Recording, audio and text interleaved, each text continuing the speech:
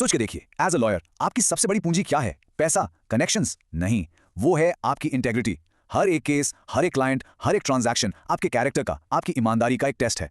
तो आपसे मेरा सीधा सवाल है, क्या आप इस जिम्मेदारी के लिए तैयार हैं? नमस्ते दोस्तों, एलएलबी स्टूडेंट अड्डा में आप सबका स्वागत है। आज हम सीधे डाइव कर रहे हैं आपके सेमेस्टर 6 के एक बहुत ही क्रूशियल टॉपिक में।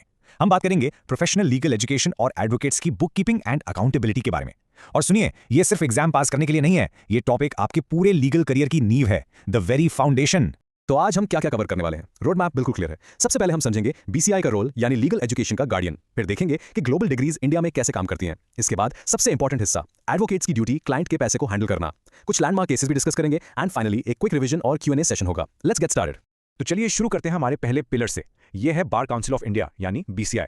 सोच के देखिए, बीसीआई का असली रोल है क्या? यह है कानून की क्वालिटी कंट्रोल का इंचार्ज। इसको ना बिल्कुल सिंपल भाषा में समझते हैं। बीसीआई क्या है? बीसीआई आसान शब्दों में हर लॉ डिग्री के लिए क्वालिटी कंट्रोल डिपार्टमेंट है। इसका बस एक ही काम है, ये इंश्योर करना कि हर लॉ ग्रेजुएट जो कोर्ट में कदम रखे वो कॉम्पिटेंट हो, उसके पास अक्ल हो और सबसे जरूरी उसके पास एथिक्स हो। अच्छा, एक रोजमर्रा का एग्जांपल देता हूं। हम लोग जब कोई इलेक्ट्रिक आइटम खरीदते हैं तो आईएसआई मार्क चेक करते हैं ना, या फिर खाने के पैकेट पर एफएसएसआई का लोगो देखते हैं। क्यों? भरोसे के लिए। बिल्कुल वही काम बीसीआई करता है लॉयर्स के लिए। ये एक सील ऑफ क्वालिटी है, एक ट्रस्ट मार्क है जो पब्लिक को कहता है हाँ, इस वकील पर आप भरोसा कर सकते हैं, इसने सही पढ़ाई की है। तो ये सारी पावर, ये क्वालिटी कंट्रोल का अधिकार बीसीआई को मिलता कहां से? ये कोई हवा में नहीं है, इसकी लीगल बैकबोन है advocates act section 71H and I। BCI को साफ साफ पावर देता है लीगल एजुकेशन के स्टैंडर्ड सेट करने की। फिर आते हैं बीसीआई एजुकेशन रूल्स, जो कहते हैं कि एथिक्स और ड्राफ्टिंग जैसे सब्जेक्ट कंपलसरी होंगे, 70% अटेंडेंस जरूरी है। और रूल 18 तो बीसीआई को इंस्पेक्शन की पावर देता है, यानी बीसीआई टीम आकर चेक कर सकती है कॉलेज को अप्रूवल देने से पहले। तो अगर आपको चेक करना है कि एक लॉ डिग्री वैलिड है या नहीं, तो ये चेकलिस्ट देख लीजिए। क्या कोर्स ड्यूरेशन सही है, 3 साल वाला या 5 साल वाला? क्या कॉलेज में मूट कोर्स और एडीआर जैसी क्लिनिकल ट्रेनिंग कंपलसरी है? क्या आपने अपनी मिनिमम इंटर्नशिप्स पूरी की है? और सबसे बड़ा सवाल, क्या आपका कॉलेज बीसीआई से अप्रूव्ड और अक्रेडिटेड है? अगर इन सब पर टिक है तो आप सही ट्रैक पर हैं। ओके, अब आते हैं एक बहुत ही इंटरेस्टिंग सवाल पर। मान लीजिए आपने अपनी लॉ डिग्री ऑक्सफोर्ड या हार्वर्ड से की है, बड़ी बात है।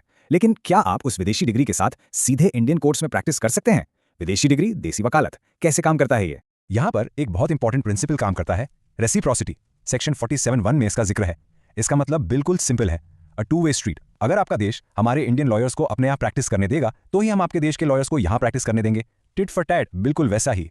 और एक बात और, सिर्फ रेसिप्रोसिटी से काम नहीं चलता। अगर आप बीसीआई रिकॉग्नाइज्ड फॉरेन यूनिवर्सिटी से पढ़कर आ भी गए, तब भी आपको अक्सर एक इक्विवेलेंस एग्जाम क्लियर करना पड़ता है। क्यों? क्योंकि बीसीआई को यह पक्का करना होता है कि आपको यूके या यूएस लॉ के साथ साथ Indian penal code, CPC, CrPC यानी इंडियन लॉज की भी पूरी समझ है। ओके दोस्तों, अब हम आ गए हैं इस सेशन के सबसे इंपॉर्टेंट हिस्से पर। एक वकील की सबसे बड़ी जिम्मेदारी, क्लाइंट का पैसा। ये वो आग का दरिया है जहां एक छोटी सी अनजाने में हुई गलती भी आपके करियर को खत्म कर सकती है। प्रोफेशनल मिसकंडक्ट का सबसे सीधा रास्ता यहीं से जाता है। चलिए इसको भी एक रियल लाइफ एग्जांपल से समझते हैं। सोचिएगा जरूर। मान लीजिए आपने अपने दोस्त को फ्लाइट टिकट बुक करने के लिए 5,000 रुपए दिए। आप क्या एक्सपेक्ट करेंगे? टिकट, रिसीप्ट और जो भी पैसे बचे हैं वो वापस, राइट? अब अगर आपका दोस्त उस पैसे से अपने लिए एक बढ़िया सा डिनर कर ले तो ये दोस्ती में धोखा है, एक ब्रीच ऑफ ट्रस्ट है। एग्जैक्टली यही रूल क्लाइंट के पैसों पर लागू होता है। तो धोखे से बचने का तरीका क्या है? ये अकाउंटेबिलिटी साइकिल, ये एक प्रोफेशनल एडवोकेट के लिए गीता या कुरान जैसा है, नॉन नेगोशिएबल। स्टेप 1, क्लाइंट से जब पैसा मिले तो पता हो किस काम के लिए है।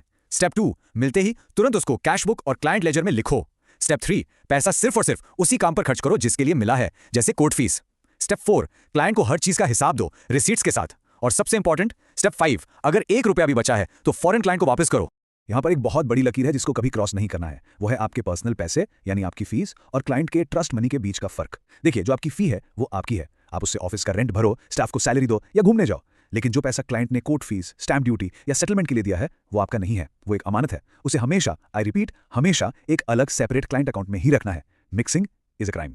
अब सिर्फ थ्योरी की बात नहीं करते, चलिए देखते हैं कुछ रियल लाइफ एग्जांपल्स, कुछ ऐसे लैंडमार्क केसेस जो हमें चीख कर बताते हैं कि जब एक वकील क्लाइंट का भरोसा तोड़ता है तो उसके नतीजे कितने भयानक हो सकते हैं। पहला केस जो हम डिस्कस करेंगे वो एक क्लासिक एग्जांपल है। नाम है इन रे एंड एडवोकेट। साल था 1966। तो इस केस के फैक्ट्स क्या थे? बड़ा सिंपल सा मामला था। एक एडवोकेट ने अपने क्लाइंट से कोर्ट फीस के लिए पैसे लिए, लेकिन उसने क्या किया? उन पैसों को कोर्ट में जमा करने के बजाय अपने ऑफिस का रेंट पे कर दिया। गलती से नहीं, जानबूझकर। मामला सुप्रीम कोर्ट तक पहुंचा और सुप्रीम कोर्ट का वर्डिक्ट सुनिए, एक एक शब्द जरूरी है। कोर्ट ने कहा क्लाइंट के पैसों का गलत इस्तेमाल करना यानी मिस एप्रोप्रिएशन सबसे गंभीर प्रोफेशनल मिसकंडक्ट है। और ये मत कहना कि आपने हिसाब किताब ठीक से नहीं रखा। Lack of proper book keeping कोई बहाना नहीं है, ये आपकी बेईमानी का सबूत है। कितनी बड़ी बात है। चलिए अब एक और लैंडमार्क केस देखते हैं। ये मामला तो और भी दिल दहलाने वाला है। केस का नाम है हरिश्चंद्र तिवारी वर्सेस बायजू। इस केस में क्या हुआ था? एक वकील था जिसका क्लाइंट बहुत गरीब और अनपढ़ था। कोर्ट ने उस क्लाइंट के लिए 8,118 रुपए का कॉम्पेंसेशन अवार्ड किया। वकील ने वो पैसे कोर्ट से ले लिए, लेकिन उसने वो पैसे सालों तक, आई रिपीट सालों तक क्लाइंट को नहीं दिए, अपने पास ही रखे।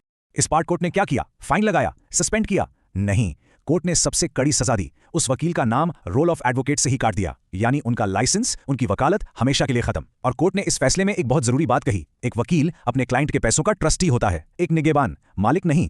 दोस्तों, अब एक एग्जाम गोल्डन की दे रहा हूं। ये लैटिन मैक्सिम अपने दिमाग में छाप लीजिए, उबेरिमा फिडेस। इसका मतलब है of the utmost good faith, यानी पूर्ण विश्वास का रिश्ता। एडवोकेट और क्लाइंट के बीच, खासकर पैसों के मामले में, यही रिश्ता होना चाहिए। 0 डाउट, 100% ट्रांसपेरेंसी। तो एक बात गांठ बांध लीजिए, एक वकील की इंटेग्रिटी, उसकी ईमानदारी, उसके कोर्ट आर्ग्यूमेंट्स में नहीं, उसके अकाउंट बुक्स में झलकती है। एक गंदा मेसी लेजर जिसमें हिसाब किताब आगे पीछे हो, वो अक्सर प्रोफेशनल मिसकंडक्ट की तरफ बढ़ाया गया पहला कदम होता है। चलिए, बहुत हो गई डिटेल में बात, अब टाइम है एक सुपर फास्ट 30 सेकंड रिवीजन का। Ready? Let's go. Pillar 1, BCI legal education का ISI मार्क है, स्टैंडर्ड सेट करता है। पिलर 2, वकील क्लाइंट के पैसों के मालिक नहीं, ट्रस्टी हैं। रूल्स क्या हैं? सेपरेट अकाउंट्स, लेजर मेंटेन करो, रिसीट दो। मिसकॉन्डक्ट क्या है? क्लाइंट के पैसे को हाथ लगाना सबसे बड़ा पाप है। और गोल्डन की क्या है? उबेरिमा फिडेस, utmost good faith. Simple. Okay, revision हो गया, अब देखते हैं आपको कितना याद रहा। Time for a quick knowledge check. तैयार हैं? ओके, पहला सवाल आपकी स्क्रीन पर है। फॉरेन लॉ डिग्रीज के कॉन्टेक्स्ट में रेसिप्रोसिटी के प्रिंसिपल का क्या मतलब है? सोचिए। और जवाब है, इंडिया किसी फॉरेन लॉ डिग्री को तभी रिकॉग्नाइज करेगा जब वो कंट्री भी इंडियन लॉ डिग्रीज को रिकॉग्नाइज करेगी। ये एक म्यूचुअल रिकॉग्निशन पॉलिसी है, एक टू वे स्ट्रीट। अच्छा, अगला सवाल, जब एक एडवोकेट अपने क्लाइंट के बिहाफ पर पैसा रिसीव करता है, तो सबसे क्रिटिकल, सबसे जरूरी रूल क्या है? और इसका सही जवाब है रूल नंबर 1, उस पैसे को एक सेपरेट क्लाइंट अकाउंट में रखना। कभी भी भूल कर भी अपने पर्सनल या ऑफिस अकाउंट में मिक्स नहीं करना। याद रखिए, mixing funds is the gravest misconduct. चलिए, आखिरी सवाल, द गोल्डन की क्वेश्चन।